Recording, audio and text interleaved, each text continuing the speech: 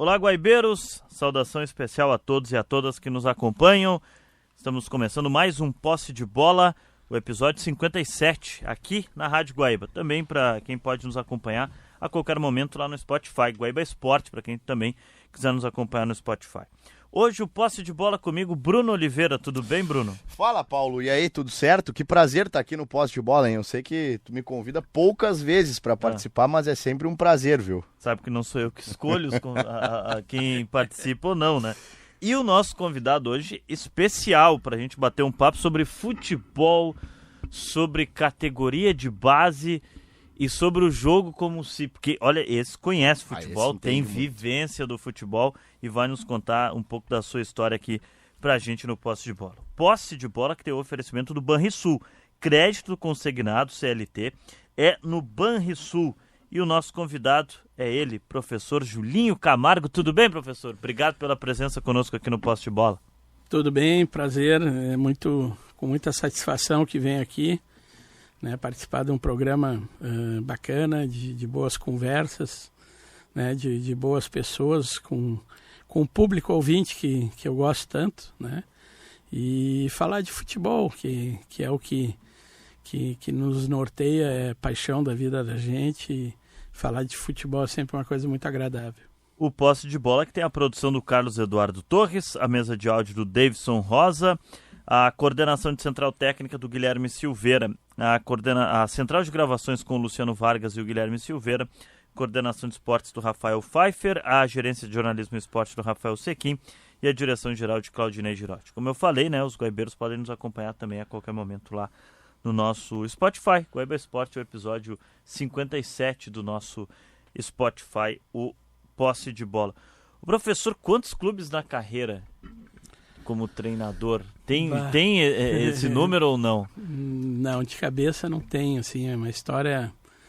A minha história começou profissionalmente, né, em 89, né, eu sou professor de educação física, eu como garoto joguei na base do Grêmio e do Inter, depois joguei futsal até 27 anos, mas foi com 18 anos que comecei a ser treinador, né, no Grêmio, foi meu primeiro clube, e fiz na dupla Grenal 9 de Grêmio e acho que 14 de Inter. Nossa. São 36 anos de profissão, metade da minha profissão foi na base e metade no futebol profissional, onde trabalhei aqui nos clubes nossos, aqui na dupla Grenal, Caxias, Juventude, Brasil de Farroupilha, Veranópolis 5 vezes, Novo Hamburgo 2, Pelotas, Minas Gerais 3 anos, trabalhei no Bahia, no Vitória, no Ferroviário do Ceará, no Sampaio Correia, no Brasília, fiz um Brasileirão no Goiás, trabalhei 2 anos no Kuwait, né, fui treinador da seleção Sub-23 e Sub-20 do Kuwait por 2 anos, e auxiliar da seleção principal, auxiliar do Carpegiani. Né, fui também auxiliar do Falcão, são 2 ícones assim, muito importantes na minha carreira, né? Mas como um todo, assim, a dupla Grenal foi o meu berço em praticamente todos os momentos, porque ali acabei vendo todos os grandes treinadores do futebol atuando, e eu terminava meus treininhos e parava na tela para ver o Filipão, o Abel, Muricy, o Carpegiani, Falcão, Luxemburgo e aí Paulo Autuori e todos os outros tantos que eu, né, o Portaluppi, todos os outros que a gente sempre viu aí, que vê até hoje, que me deram assim, né, todo esse berço do futebol, sem falar das pessoas antigas, né, que tive um prazer assim de ter sido garoto jogador, né, do Paulo Lumumba e do Vieira no Grêmio, lá no Inter, do Cavalheiro, do Abílio dos Reis e dentre outros tantos, né, que eu tive no meu caminhar, e eu tenho muito orgulho em falar que sou fruto dessas pessoas. Ô professor, como é que foi essa experiência no Kuwait? Como é que surgiu para ir para o Kuwait, depois para trabalhar com ali foi o Carpegiani auxiliar no Kuwait, né? Isso. Na seleção. Como é que foi essa história? Conta pra gente. Essa passagem foi fruto, né? Eu era treinador da base do Inter, já estava lá de 93 a 2001 e a gente tinha sido campeão do mundo em 2000. Né? Em 2001 o Carpegiani está montando um clube que é o RS, ele e o Foguinho eram os dois sócios, né? E aí o filho do Paulo, que era o administrador, né, o Fabiano, vai lá e me faz o convite para sair do Inter e ir para o RS. E na época eu pensei muito, mas acabei aceitando porque era a possibilidade de trabalhar para um grande treinador, um ícone, né? Além de ter sido um dos maiores jogadores que a gente viu em campo, né? Aqui no Sul. Era um treinador que me encantava ver ele trabalhando, né? E fui trabalhar com ele, para ele, né? E ali fiz 2001, 2003, ali uma safra dentro do RS, onde a gente forma ali o Ederson, o Naldo, o Thiago Silva, né? Alguns jogadores bem importantes assim no cenário. Fizeram carreira depois, né? Num clube pequeno, a gente em 3, 4 anos a gente formou um dos maiores zagueiros do mundo, que é o Thiago Silva. Já dava para ver ali que ia surgir um grande atleta. No segundo ano, primeiro ano que ele chega, um atleta comum, assim, né? E daqui a pouco ele chega como volante, né? E foi pelo Paulo, foi o Carpegiani que um dia fala comigo e me sugere, né? Tanto ele quanto o Naldo, de baixar os dois para defesa. O Naldo era também... O Naldo também era volante. Né? O Naldo com 1,95, um cara muito grande, sim, muito firme, e o Thiago muito técnico. Nada melhor do que uma pessoa da posição como o Carpegiani e olhar e falar, né? Ele falou baixinho, o Thiago Silva é um craque. Ele não suja calção, ele não erra passe, a abordagem dele é muito boa, só que ele tem que estar uma casinha atrás. Dá uma olhada, ver o que tu acha, né? E o Naldo, por toda a estatura dele, pela firmeza, era um jogador muito duro, né? Muito firme, assim, duro para os atacantes. E bom jogador também. Aí eu passo os dois para trás e um mês depois eu falei pro Paulo, tu tinha toda a razão, é ali. E vou te falar, essa dupla de zaga junto, olha, faz tempo que eu não tenho algo desse nível. E aí foi 1 ano, 2, 3, e eles chegaram num nível que a gente olhava e via que eram voos altos que iriam dar, né? Chegaram na seleção ambos, né? Isso. Um ídolo na Alemanha e o outro mundial. E ali a gente faz ali aqueles 3 anos e 3 anos, quase 4, e ali o Paulo, ao longo do RS, né? O Paulo saiu para trabalhar no Cruzeiro, saiu para trabalhar em outros lugares, voltava, e aí quando ele vai para o Kuwait, ele me convida, ele fala, cara, eu quero te levar para te fazer parte da minha equipe de trabalho. E para mim foi maravilhoso. Primeiro, por trabalhar em seleção, né? E segundo, por trabalhar a partir daquele momento, né, na comissão do Carpegiani, onde, né, o nível é outro, a exigência de profissional, alta performance, e isso para mim foi fantástico, foi um momento bacana. A gente ficou lá 2 temporadas e foi bem legal. Sabe, Julinho, esse exemplo que tu cita do Thiago Silva e do Naldo, ele vai ao encontro de uma coisa que a gente estava conversando fora do ar, e teve uma frase tua que me chamou a atenção, que foi que o clube de futebol ele tem que respeitar o olho treinado de quem trabalha lá dentro. Tu me disse que essa é uma briga que tu tem há muitos anos dentro de vários clubes que tu passou, né, Julinho? Isso aí é uma coisa que eu falo muito, assim, porque eu vivi isso em vários clubes. Vivi dentro da dupla Grenal e vivi fora. Por exemplo, quando eu comecei a trabalhar na década de 90 no Inter, tá? 93, 94, eu fui treinador em 94 do juvenil do Inter. O juvenil do Inter naquela época era o André Geller, o Barão, o Clayton, muitos jogadores que viraram, que vocês conhecem, né? Os garotos tinham na época 17 anos. Estava encerrando o ciclo dele dentro do clube, estava só de observador, o Abílio dos Reis. Todos os jogos, o Cavaleiro me falava, Julinho, pode levar, o Cavaleiro gostava muito dele. Eu sempre levava ele. E aí daqui a pouco ele olhava um jogo meu, daqui a pouco ele me chamava baixinho, vem cá, tá vendo aquele ali, o Neve, era um meia esquerda nosso, ele dá muita voltinha, ele tem que jogar mais para frente, ele tem que ser mais vertical, tu tem que falar pro Barão isso, pro Clayton aquilo, e não tem demérito nenhum da gente se apoiar em pessoas desse nível. Eu fui treinador no Tombense, tá, em 2020 agora, no profissional Tombense, Série C, e o meu coordenador técnico é o Edinho Nazário, zagueiro, 3 Copas do Mundo. E eu fazia a minha palestra e no dia a dia, quando eu ia falar em sistema defensivo, eu chamava ele e dava a palavra para ele. Porque a gente, às vezes as pessoas não têm ideia do que um jogador do nível que foi o Edinho sabe sobre aquela posição. Eu tive a oportunidade, né, de vivenciar anos ao lado do Carpegiani e ao lado do Falcão, que são dois ícones, assim, e o entendimento que eles têm de campo, de processo de jogo, de melhoria de jogo, né, o olhar a pessoa comum não tem, os grandes. Eu ouvi uma vez olha que engraçado, né? Por isso que eu contesto muitas vezes as pessoas, não, mas a questão do estudo, aí tem uns caras que são bons em computador, aí falam um monte os gráficos, né? Eu acho maravilhoso, só que eu sou graduado, eu tenho 2 pós, eu tenho mestrado, eles não vão me enganar. Se eu não tivesse entrado no mundo universitário, talvez eu ia ficar assustado com isso e tal. Mas o que eu quero te dizer é o seguinte, o mundo científico, ele ampara e ele subsidia as ideias. E eu acho isso fantástico. Nós, brasileiros, estamos sofrendo com os estrangeiros porque a gente passou o tempo inteiro fazendo futebol sem produzir ciência. A gente nunca escreveu, a gente nunca fez um livro.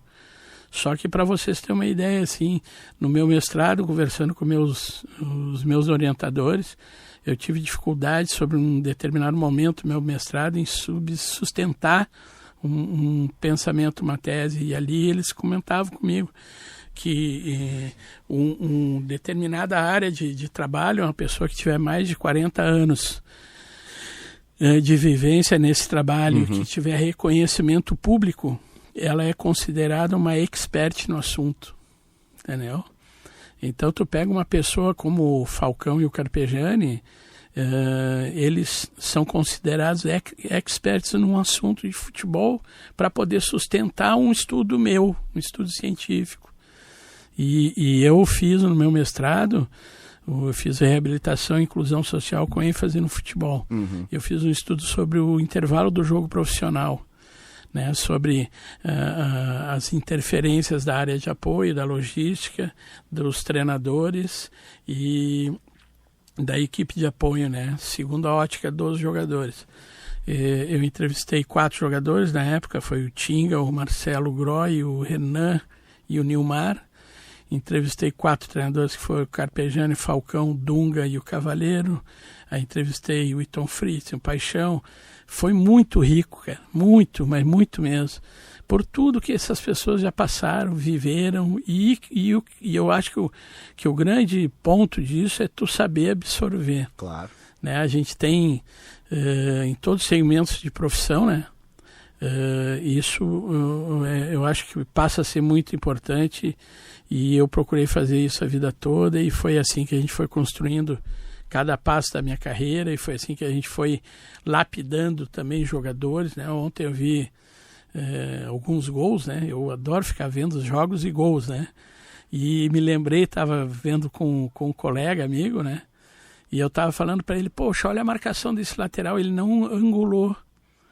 Quando o angular, um dia eu estava com o Edinho estava me falando, Julinho, o cara que joga na primeira linha, ele tem que estar sempre com a goleira, né, atrás dele, porque tu, apesar de tu proteger toda uma linha de fundo, o objetivo real é tu proteger a goleira. O gol, claro. E a questão da angulação tem a ver também com o pé que o cara joga, se ele é um cara que dribla muito para fora, muito para dentro. Se tu errar a abordagem de angulação, se tu errar o tempo da abordagem no cara, se tu errar a gestão corporal de um lançamento do meia, a primeira linha estiver no tempo errado, se tu no cruzamento lá da direita, o quarto zagueiro que tem que fazer o homem a homem no centroavante, se ele desgrudar do cara e olhar para a bola e toma o gol. Então tem cada detalhe bacana no futebol que quando tu começa a entender e escutar de quem sabe de quem tem olho treinado, de quem pisou ali e botou uma camisa da seleção brasileira, entendeu? Eu acho que... Primeira vez que eu ouço a expressão angular, agora eu não vou esquecer mais. Não, porque... Tem cada coisa, né? A gente vê assim, daqui a pouco é o cara que marca angulando. Eu tive um lateral uma vez lá no Boa Esporte. Ele marcava angulando a outra linha lateral o tempo inteiro. E aí um dia fui conversando, fui mostrando para ele, faz o L. Se o cara é mais para fora, tu acentua, faz um 60 para 40 em vez de 50. Aí e ele foi passando. Esse rapaz a gente faz a série C, sobe para B. Ele, como é lateral direito, é eleito melhor lateral direito da série C do brasileiro. Ele acaba vindo jogar no Grêmio. Agora esqueci o nome de cabeça. Machucou o joelho, não sei se vocês lembram. Pô, não me é estranho. Daqui a pouco eu vou lembrar o nome dele aqui. Mas um rapaz fantástico, muito bacana, com um ouvido muito bom. Foi aprendendo aos pouquinhos, ele era volante. Naquela temporada eu botei ele de lateral direito, ele foi indo. E acabou vindo aqui, fez 2, 3 temporadas aqui no Grêmio, em 2016, 2017. Daqui a pouco eu vou lembrar o nome dele. Poxa, mas tu falou agora, Júlio, não me é estranho também. Não, já era na minha época de setor, eu tô tentando lembrar aqui. Daqui a pouco eu lembro. Porque do Boa Esporte pro Grêmio, o mais famoso deles é o Tassiano, sim, né? É o que Tassiano, se destaca e vem, mas é antes do Tassiano. Leonardo Gomes. Léo. Tá isso aqui, mesmo. Sim. Fez gol Leonardo Gomes. Grenal. Fez gol em Grenal. Ele faz o gol... Depois o River vira, aquela vitória de virada, ele joga de lateral direito no Grêmio, ele faz gol naquele jogo, Leonardo Gomes. E muito bacana porque ele, quando eu chego... Chegou a ser titular do Grêmio. Isso, sim. Quando eu chego no Boa Esporte, ele era volante, eu tinha 2 volantes bons, e eu conversei com os 2, eu falei, algum de vocês já foi lateral, precisava de um lateral direito? E o Léo fala na hora, eu já joguei muitos anos de lateral, eu gosto de jogar ali, Juninho.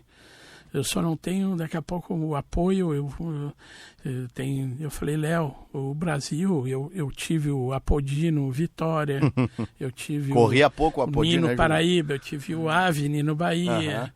Né? Eu falei, do centro para cima, o pessoal gosta desses laterais mais soltos, né? Mas do centro para baixo eles gostam de um lateral equilibrado. Eu sou de uma terra... Léo, que os caras gostam de gente equilibrada, velho. Que marque bem, que tenha um bom jogo aéreo também e que também apoie. Mas que tenha... Ele falou, tu vê, passou o ano, passou 2, um dia ele me liga. Julinho, eu tô indo pra tua cidade.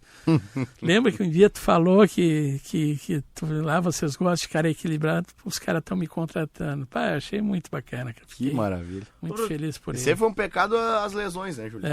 Isso aí. Tem gol em Grenal, Léo. Gol de vitória, né? Gol em Grenal de vitória. Final de gauchão, se eu não me engano. Estamos recebendo Julinho Camargo, técnico aqui no Posse de Bola desse episódio especial, o episódio 57 aqui na Rádio Guaíba. Crédito consignado CLT no Banrisul. Empréstimo fácil para quem tem carteira assinada. Simule já no app Banrisul. O professor Julinho Camargo passou o Brasil todo aí com futebol e a gente falamos do Léo agora no Boa. E vamos seguir, tem outros clubes que o professor passou, mas deixa eu pegar uma, assim, trazer pro nosso mundo aqui da dupla Grenal.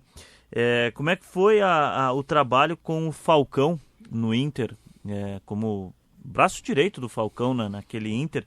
E naquela época tem o episódio que você vem pro Grêmio para ser treinador do Grêmio, né? Do futebol, do time principal do Grêmio. Como é que foi aquilo? Como é que foi essa negociação? Como é que surgiu tudo isso, professor?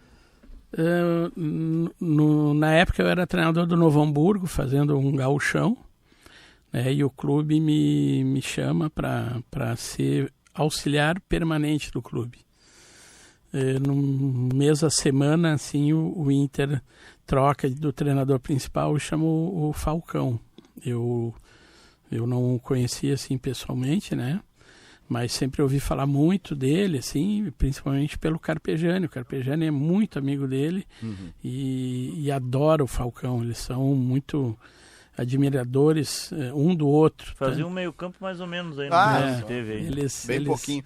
Eles têm uma amizade muito legal como pessoa, mas também dentro do campo, né? E aí, quando contratam o Falcão, no dia anterior à apresentação, o Falcão me liga e fala: Julinho, tu vai ser meu auxiliar, eu tô indo sozinho, tu vai ficar junto comigo. E eu falei, pô, obrigado, agradeci, né? Depois o próprio Carpegiani falou para mim, Julinho, quero, tu já foi meu auxiliar, tu vai ser auxiliar de um grande amigo meu, quero que tu faça um bom trabalho com ele. Eu falei, não te preocupe, tudo certo. E ali a gente fez uma grande parceria, assim, foi um trabalho muito legal e o Falcão chegou naquela época de 2011 com alguns conceitos que a gente na época não entendia, né? A questão do head coach, né? Ele falava, a gente sentava, ele dava o norte da nossa equipe, ele dava todos os detalhes que a nossa equipe precisava evoluir. E a gente produzia treinos e alguns desses treinos ele pedia para eu executar e ele comentava. Lá na Europa isso é comum, Julinho. O head coach ele dá os temas principais e o assistente aborda os outros e a gente engrena tudo. E eu achei maravilhoso, foi bacana. E a gente conseguiu ali fazer uma equipe muito boa. A gente consegue ganhar um título importante naquele gauchão. É verdade. A última final do Olímpico, é o título do Inter. Foi a última final do Olímpico, numa virada, porque a gente perde no Beira-Rio e ganha lá dentro do Olímpico. Como é que foi essa semana aí? A gente vai seguir nessa linha, mas... Antes de seguir, eu vou invadir o programa. Coordenador Rafael Eu vou invadir o programa, porque é o seguinte, vocês estão conversando com um cara que eu já comemorei título abraçado com ele, tá? Só quero dizer isso pra vocês. É verdade. Já comemoramos o Campeonato Brasileiro Sub-20, abraçados, e depois no ônibus foi loucura dentro do ônibus, voltando pro Olímpico. Quero dizer que só vim só para invadir e registrar que estamos diante de um dos maiores caras que eu já conheci na minha vida, o maior coração que eu já conheci nesse esporte chamado futebol, Julinho Camargo. Depois eu vou te dar um abraço. Tá bom, querido, abração, mano. Julinho Camargo, Rafael Pfeiffer. Eu ia dizer para não entrar, mas ele é o chefe e fica ruim, né? O chefe que manda. Não vai dar para... Né? O Julinho não tava falando agora do head coach? Do head coach, então... O conceito na prática aqui agora no poste de bola. Ô professor, o Inter perde no Beira-Rio, 2011, 3-2, e aí vai pro Olímpico. E acho que 10 minutos o Grêmio faz 1-0, praticamente tudo perdido. Como é que foi aquilo tudo? Diz as línguas que tinha umas provocações no vestiário do Olímpico, que tinha pôster já do Grêmio campeão quando o Inter chegou. Conta pra nós essa história aí, Bárbara. São coisas, né? Teve os dois clubes são muito fortes, né? E eu, por ter tido o privilégio de passar nos dois, assim, a gente vai conhecendo as características de um e de outro. Quando a gente faz a semana que a gente perde o primeiro jogo, o Falcão foi muito inteligente porque tínhamos a semana cheia e ele começou a semana bem leve, bem tranquila e ele foi dia a dia crescendo enquanto trabalho e enquanto motivação também. Né? A gente chegou ele me falava, Julinho, a gente vai fazer passo a passo para chegar no ponto certo. Né? Na época, tanto o Inter quanto o Grêmio, os dois times eram bons times e eles tinham à frente dois ícones. Né? Não era só o jogo, era Falcão e Renato. Então, o peso dos Grenais ele sobe quando tem essas duas pessoas frente aos seus clubes, por tudo que eles representaram dentro dos seus clubes. E o jogo tem uma situação maravilhosa. A gente desenha, conversa sobre o jogo, né? A gente inicia o jogo, o Grêmio na frente, com possibilidade real de fazer o segundo gol. Sai na cara do Renan e o Renan defende. E ali depois o Falcão tomou uma atitude de fazer uma troca antes do intervalo. Naquela época era os ok-tok, né? Aqueles. E ele fala para mim, Julinho, eu vou fazer isso e tal. E eu olhei, muito boa, velho. Toca a ficha. E achei muito bom o pensamento dele ali. A gente faz aquela troca ali. Entre o Zé Roberto, né? Entre o Zé Roberto. E ali muda o jogo. A gente faz o 1, né, do Andrezinho, não, do Damião. Aí depois o... Vira com o Andrezinho. 2-1 no primeiro tempo. Esse é o jogo que o Andrezinho tava balhado, não é? Tava com a perna quebrada, quebra a perna minutos antes, mas consegue fazer o gol. Vai para o intervalo, na volta a gente faz um gol de pênalti do Alessandro, pênalti sofrido pelo Zé. Depois o Grêmio empata, vai para pênaltis, e quando está indo para pênaltis, eu passo pelo Falcão, e aí a gente conversa, eu falo para ele, eu tenho 2 coisas para te falar. Ele me olha aquela cara, fala, Juninho. Falei, cara, uma coisa ótima, o Renan foi meu goleiro 3, 4 anos na base, no mínimo 2 pênaltis ele vai pegar. Aí ele regalou o olho, eu falei, ele vai pegar de 2 a 3, pode ter certeza. Daí eu olhei para ele, mas tu quer notícia ruim agora? Ele me olhou que é que o Vitor também vai pegar. E foi mesmo o duelo dos dois. Foram 11 pênaltis, né? Foram 11 pênaltis Mas eu, na dupla Grenal, eu tenho tanta lembrança, agora vendo o Pfeiffer, né?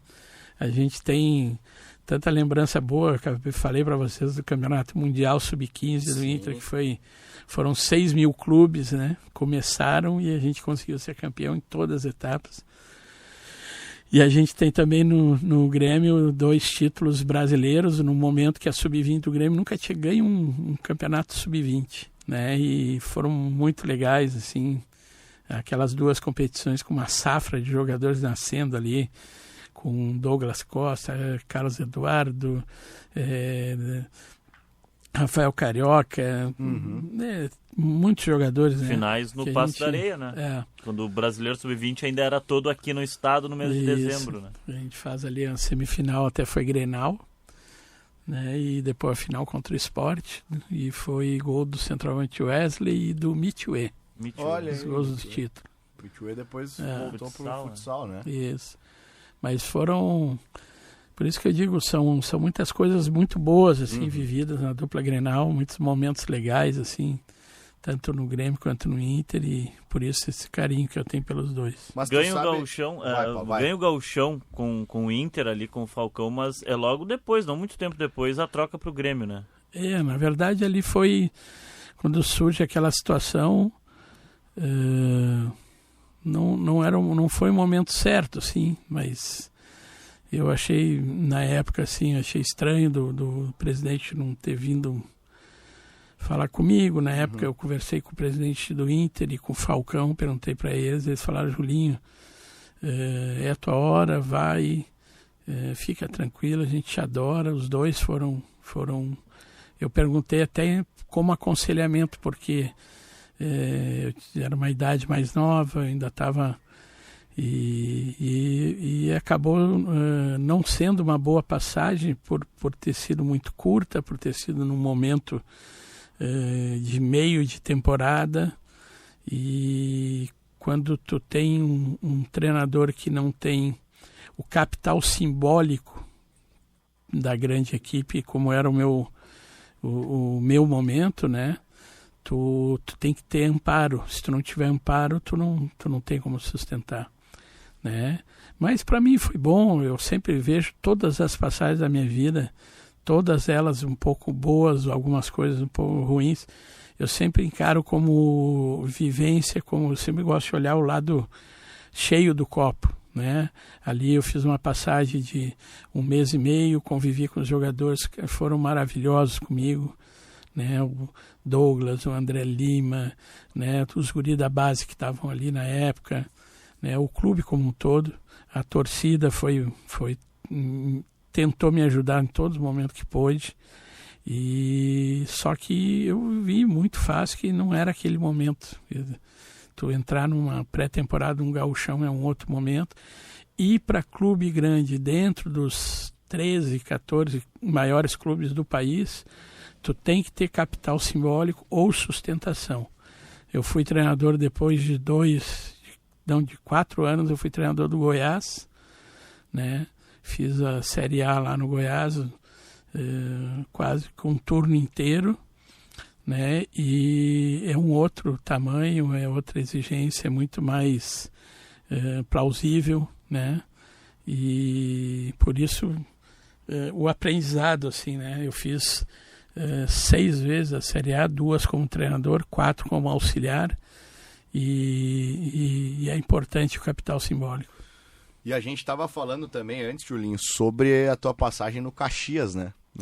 Foi uma passagem aí que tu até contou bastidores, eu queria te ouvir sobre isso, mas que saiu muita gente naquela temporada do Caxias.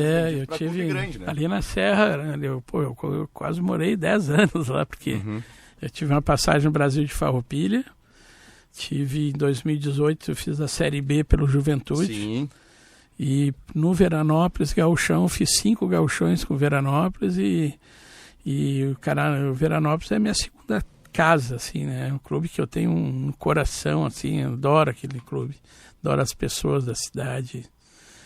E no Caxias, em 2010, foi um ano muito bem construído. Eu fui contratado em outubro, né? Eles estavam finalizando o ano, o Voges e na época o Machado, que era o empresário que era ligado a ele, o Voges me chama lá e me contrata, e ali eu faço um ano no Caxias e a gente monta uma equipe com todos aqueles preceitos, né, dos nossos avós, né? Aquela coluna forte, né? O goleiro, um zagueiro, um meio e um cara que faz gol, um atacante rápido, uma mescla de juventude e experiência.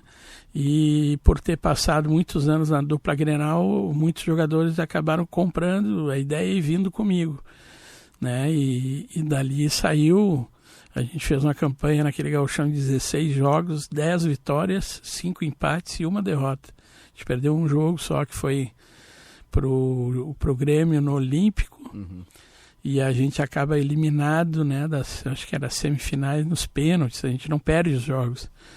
E daquele time, para te ter uma ideia, tentar lembrar, né, mas o goleiro era o Fernando Wellington e o reserva dele, garoto, era o Cavicchioli. O lateral direito era o Alisson, que acaba vindo para o Inter. A zaga era o Neto Baiano e o Neto Gaúcho e o Bill, e tinha o Thiago Salete, que era também reserva, que era daqui do Inter. Tínhamos o Caçapa também, que era outro reserva, que era do Grêmio. Na lateral esquerda nós tínhamos o Gerlei e o Edu Silva, os 2 laterais. O Gerlei acaba indo para o Palmeiras. No meio era Marcos Rogério, Itaqui, Edenilson e Marcelo Costa. O Edenilson é vendido para o Corinthians, o Marcelo Costa é vendido para o Goiás.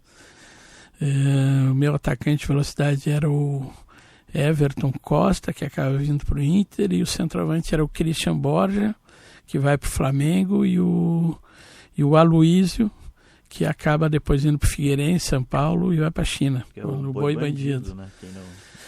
Além desse, ainda tinha o Diogo Gêmeo, o Rodrigo Paulista, o Rodrigo Antônio, tinham vários jogadores, Grêmio, Inter, o Michel, vários garotos na época. O Pedro Henrique era o meu atacante reserva, que jogou no Inter, recém, acaba sendo vendido para a Europa naquela época. Ele era mais novinho, ele tinha idade de júnior ainda, mas era uma equipe fantástica. Eu olho a foto da gente campeão do interior, né? Nossa, quase toda aquela foto vingou, sabe? O pessoal fez carreira. Fez carreira. E muito legal, foi um ano muito bacana lá no Caxias, torcida quente, né? Até hoje passo lá e brinco com os torcedores lá, legal. Posse de bola, recebendo Julinho Camargo, com oferecimento de Banrisul. Crédito consignado CLT é no Banrisul. Posse de bola aqui na Rádio Guaíba. Julinho, tu falou que jogou futsal, né? Até os 27. Isso. Tu acha que faz falta o futsal na formação dessa gurizada hoje em dia? Eu acho que o futsal, ele tem até 11, 12, 13 anos, ele tem uma riqueza muito maior que a do campo.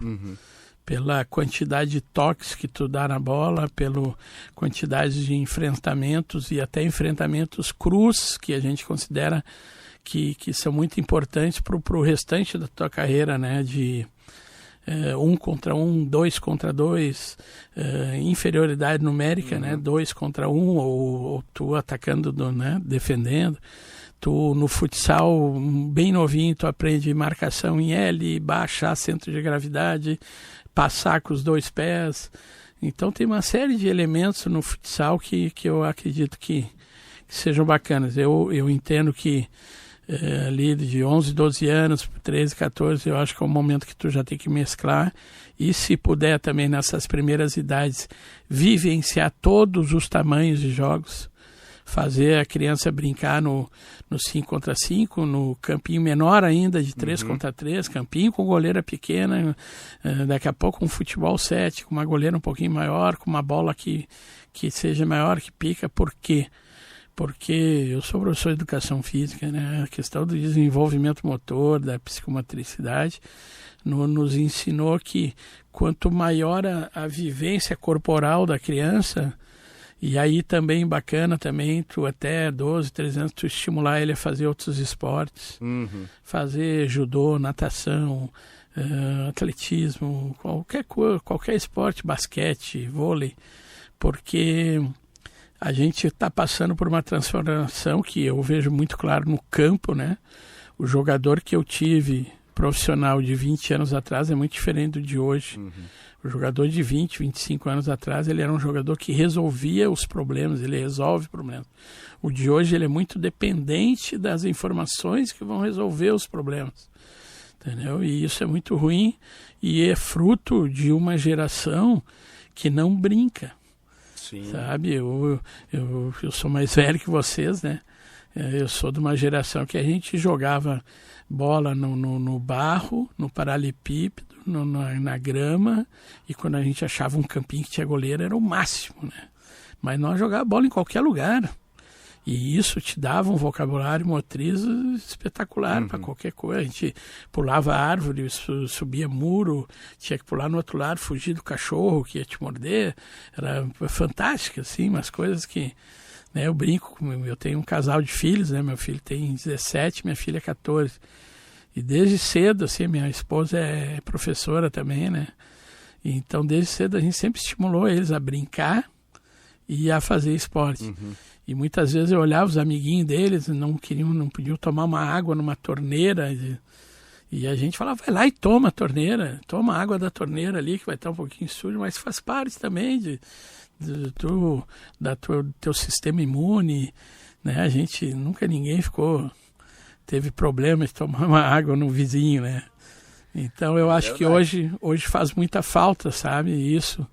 E aí, por essa falta, né, da infância das pessoas ser mais ricas, os professores têm que estimular dentro do processo de trabalho a questão da criatividade, da tomada de decisão, entendeu? De estimular e dar liberdade e dar amparo para uma tomada de decisão que pode ser equivocada agora, mas que 12, 13, 14, 15 anos, mas que vai dar o poder para ele com 17, 18 anos dentro do estado tomar uma decisão real e segura, né?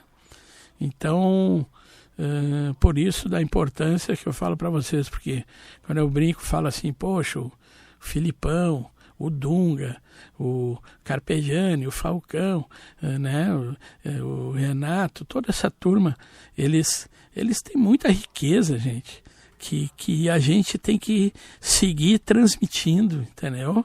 Porque senão a gente vai pegar e ir para um treino agora e olhar e falar assim, na página tal eu vi que o treino é legal, isso, e vocês vão fazer. Tu tem que ter a sensibilidade de saber se é o momento, se não é, se aquilo ali vai te trazer riqueza na construção da tua equipe, qual é a necessidade da tua equipe. Não existe manual. O que o Inter está passando nesse momento no Brasileiro não está em nenhum livro. O que o Grêmio está passando nesse momento não está em nenhum livro. A gente usa o livro para nos dar suporte, para nos dar subsídios, mas nós temos que ter sensibilidade e feeling para entender. Vocês lidam com pessoas, Não adianta tu pegar os livros para entender ele. Vai ter dia que ele vai estar com problema com a família dele e vai chegar aqui nem dando bom dia. Vai ter dia que ele vai estar bem. Tu tem que ter feeling. Não, o nosso head coach que passou aqui agora, ele tem que ter feeling para poder... E assim é o futebol. E momentos... agora o Grêmio um pouco menos, o Inter mais, mas a temporada passada também foi momentos críticos dos dois, né? Dos dois, se a gente for pegar, é os dois brigando na parte de baixo da tabela, que não estamos tanto acostumados a isso, né? Crédito consignado CLT é no Banrisul. Empréstimo fácil para quem tem carteira assinada. Simule já no app Banrisul conosco aqui no Posse de Bola. A base pode ser um pouco de solução para esse momento ruim, ou é difícil porque, Julinho, o torcedor chateado, cobrando o clube grande, pesa mais o clube grande quando está nessa situação.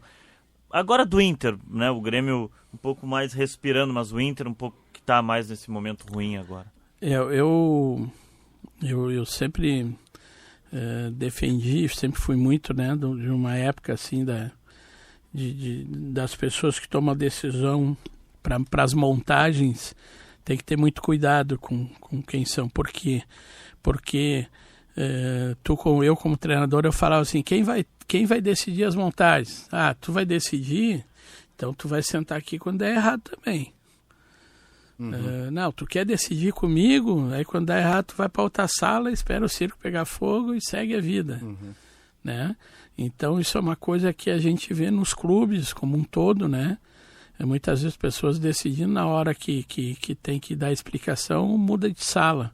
E aí bota a culpa no treinador e é da nossa cultura, né? Como um todo, né? Mas eu penso assim, ó, eu tenho uma carreira muito, muito voltada e é um princípio meu, acredito muito no que eu vou falar para vocês.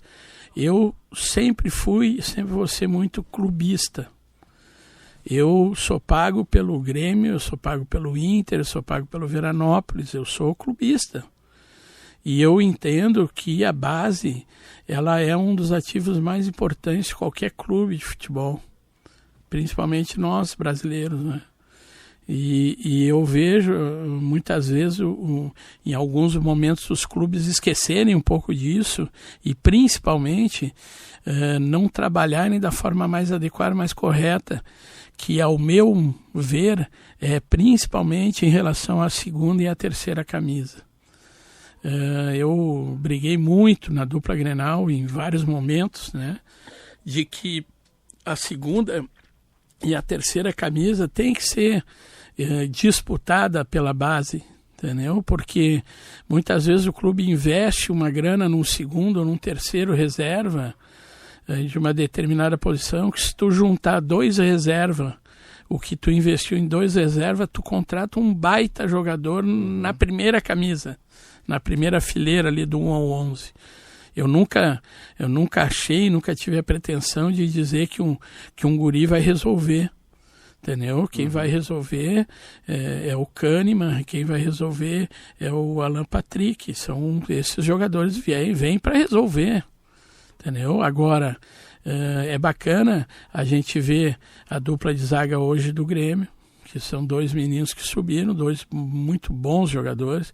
É bacana a gente ver o Alex jogando, que está jogando ali, entendeu? E a gente que passou ali pela base sempre viu ele, o Ricardo, o Gabriel Carvalho, a gente viu o Matheus Dias, a gente viu o Anthony, a gente viu o Luca Holanda, a gente viu uma série de jogadores, né, o Benjamin, que a gente sempre soube que assim como foi no outro lado, quando eu olhava um dia, eu falei para o Caetano, Caetano, nós temos pelo menos 4, 5 volantes em sequência para subir no profissional. Ele falou, para, Juninho, falar isso, os caras vão dar na gente. Eu falei, Caetano, poxa, eu tenho 30 anos de olho.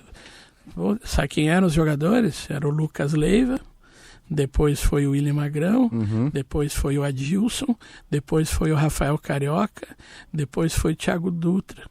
Thiago Dutra foi vendido para o Shakhtar, Rafael Carioca, seleção brasileira. O William Magrão e Adilson foram titulares no Grêmio. O Lucas foi seleção brasileira, vendido para a Itália.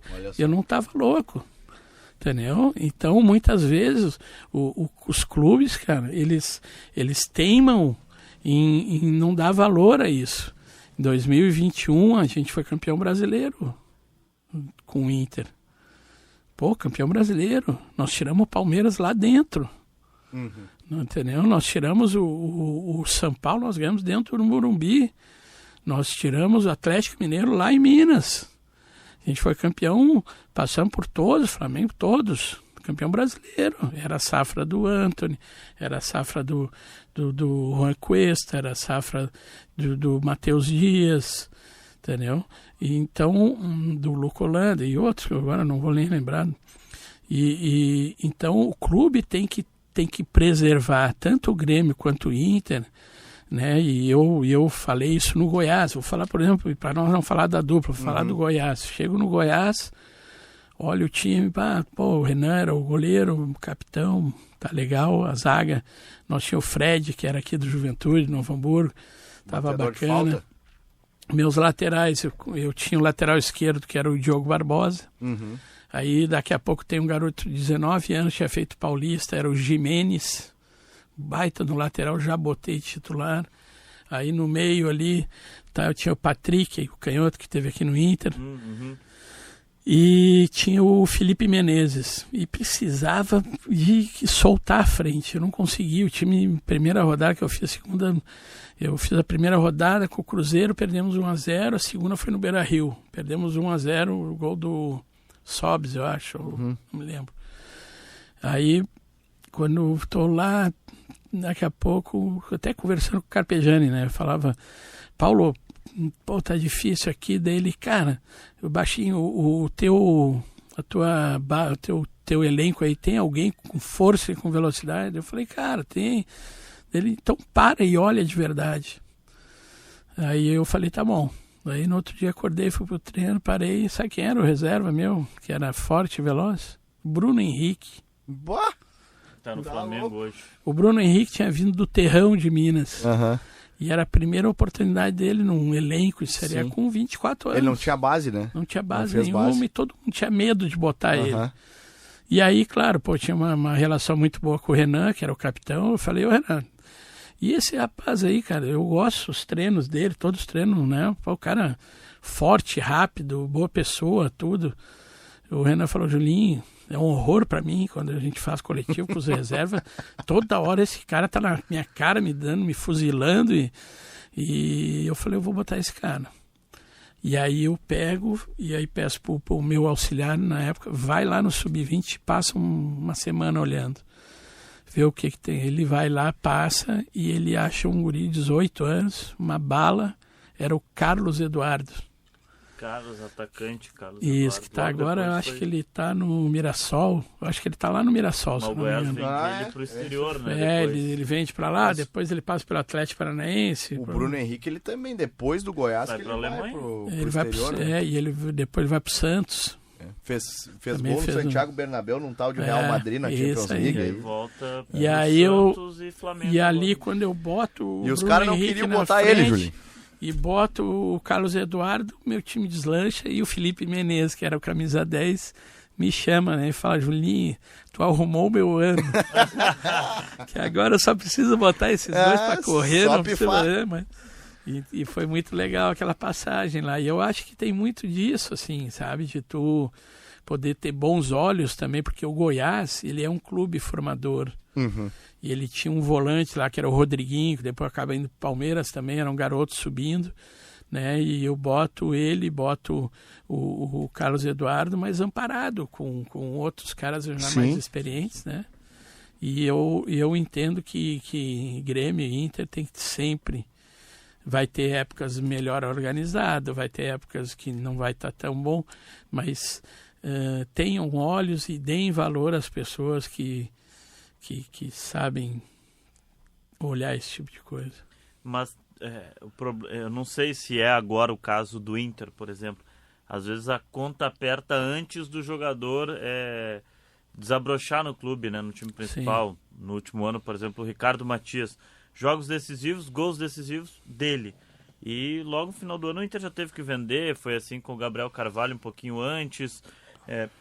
entra, joga um pouquinho, mas chega uma proposta relativamente boa, o clube já acaba tendo que vender porque a conta está apertando. Mas eu te digo assim, ó, eu não quero entrar em Grêmio e Inter, mas eu vou te falar o que eu sempre preguei. Entendam que a gente tem que ter um cara titular. Por exemplo, eu assumi o Júnior do Grêmio lá como treinador, tá? O coordenador é uma coisa, o treinador é outra. Como treinador, eu falei para os guris, quando eu reuni lá 45 jogadores, eu falei para eles, tem 2 jogadores, em 2005 tinha 2 no elenco do profissional. Falei para eles, gurizada, isso é uma vergonha, isso é culpa nossa. Tá? Eu quero ao final desse ano ter 6 lá. Ao final do segundo ano eu quero ter 12. Ao final do terceiro ano, metade do vestiário tem que ser nosso, tem que estar saído daqui. Eu não quero todo o vestiário, porque o Grêmio e o Inter são clubes enormes, de exigências enormes. Né? Eles têm que ter jogadores já rodados, com condições de suportar esses momentos adversos e resolver. Não é o garoto que tem que ir lá resolver, quem tem que resolver é o jogador de 25, 30 anos. Entendeu? Agora, o que acontece? O jogador, quando ele toma a terceira camisa para ele, depois ele vai tomar a segunda. Se ele não brigar depois na segunda temporada para brigar pela primeira, ele tem que sair do clube, tem que vir outro. Só que tu tem que ter a escadinha, fazendo a escadinha. Entendeu? Mas a escadinha, como eu falei, a mesma coisa que eu falo de um treinador que tem que ter amparo, a ideia tem que ter amparo. Né? Quando eu falava pro Caetano, pode ir lá brigar. Pode ir lá brigar e falar. Porque o Lucas Leiva subiu em 3, 4 meses. Um dia o Mano, né, sempre me dei bem com o Mano. O Mano tinha chego no clube. O Mano, o Julinho, eu falei, esse alemão pode pegar, mano. Pode pegar que ele não tem mais o que fazer comigo. E eu já vou preparar outro para ti. E a roda tem que ser assim, mas tem que ter amparo de clube. É isso que eu te digo, que muitas vezes os clubes, por exemplo, tu vai, a segunda camisa é a do Ricardo. Pô, depois do Ricardo tem que estar vindo um outro centroavante, que é o próximo da fila. Bom, mas tem que ter amparo, gente. Entendeu? Tem que ser sustentado. Claro, e tem que ter ideia firme, assim, eu passei em todos os clubes, essas coisas, às vezes é um pouquinho melhor, às vezes é um pouquinho pior, mas a gente não desaprende, né? Olha, Bruno Oliveira passou rápido. Nós vamos ter que marcar outro com o Julinho para semana que vem. Olha, porque tem muito ainda para falar e passou rápido mesmo. Olha, professor Julinho Camargo, muito obrigado assim, por compartilhar com a gente as histórias, vivências do futebol. E agora está na praia. Eu sou morador de Rainha do Mar. Né? Que beleza. E o ano passado, quando eu saí do Inter, eu tive um problema particular com o meu pai. Estava muito já mal, com problema de câncer e tal. E meu pai acabou falecendo em dezembro, né?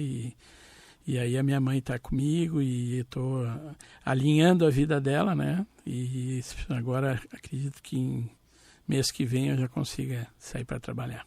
O objetivo é voltar, tá nativa de novo. Eu tenho muitos sonhos, assim, né? Eu até lá na praia, lá muita gente me procurou lá para abrir escolinha, para tentar, de repente, fazer daquele espaço ali um futebol um pouquinho mais forte, né?